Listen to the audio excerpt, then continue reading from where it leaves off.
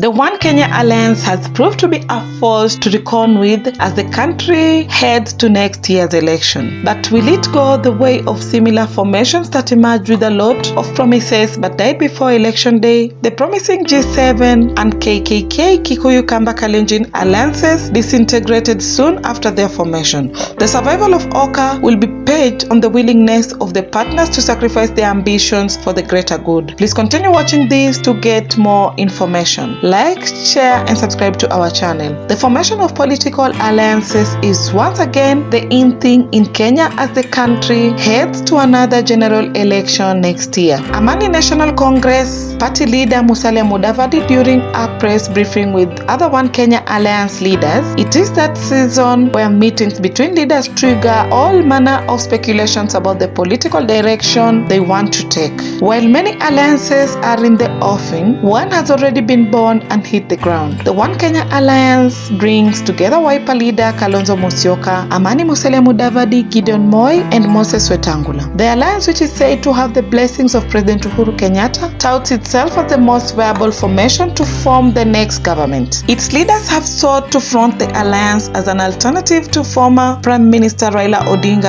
of Orange Democratic Movement and Deputy President William Ruto, who is set to vie for the presidency on a United Democratic Alliance ticket. We stand here to tell Kenyans that if you thought there was no alternative, please start putting it in your mind that there is an alternative of hope in this country. Mudavadi declared on March 25th when it was formally unveiled in Nairobi. The question that persists, however, is whether the alliance will stand the test of time and drum to the State House, or it will go the way of other previous similar formations that emerged on the scene with a lot of promise only to die even before the election day. There was, for instance, the G7 alliance that brought together political parties such as the National Alliance of President Kenyatta, Eugene Wamalwa, New Ford Kenya, Kalonzo Musyoka's Wipers, Alliance Party of Kenya of Kiraitu Murungi, and Raphael Tuju's Party of Action. They aim to form a giant political party, Alliance National Coalition, which they intended to use to vie for power in 2013 general election. However, the envisaged party never saw the light of the day as political realignment saw Kenyatta join forces with United Republican Party URP's William Ruto to form Jubilee Alliance. On the other hand, Kalonzo shifted base and linked up with ODM's Raila to form the Coalition for Reforms and Democracy, which was CORD. The two outfits went into the election as favorites, but in the end, Jubilee got the better of CORD in the presidential contest. United Democratic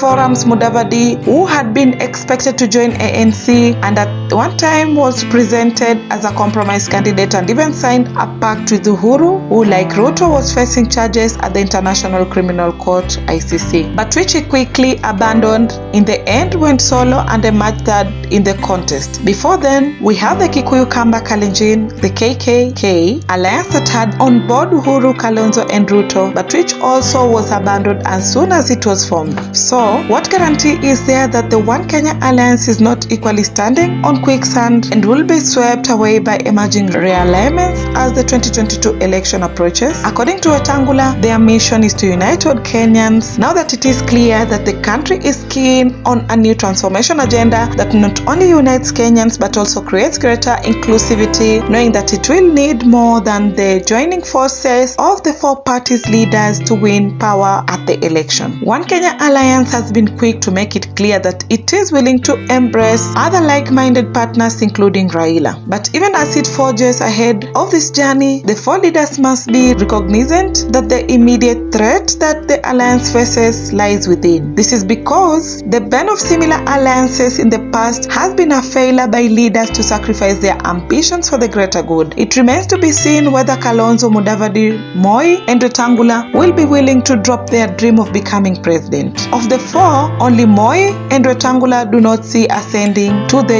top job as a Dodi affair and might thus be willing to settle for other positions, especially if the Building Bridges Initiative constitutional changes are endorsed and more opportunities created in the national executive. The main focus is likely to be on Kalonzo, who has previously made it clear that his time has come given the sacrifices he had made in the past, especially by agreeing to play second fiddle to Raila in 2013 and 2017. At 65 years of age, Kalonzo, who first became MP in a 1985 by-election, is the eldest best of the four, and whether or not he will be willing to be bypassed yet again is the elephant in the room. But even trickier will be a scenario where his partners agree to accommodate Raila despite the fact he remains a major factor in the post-2022 equation. Whether or not the One Kenya Alliance make it to the ballot next year, only time will tell. Thank you for watching, dear viewer. Please don't forget to hit the subscribe button. Also like and share our videos on your WhatsApp, Twitter and Facebook. Bye.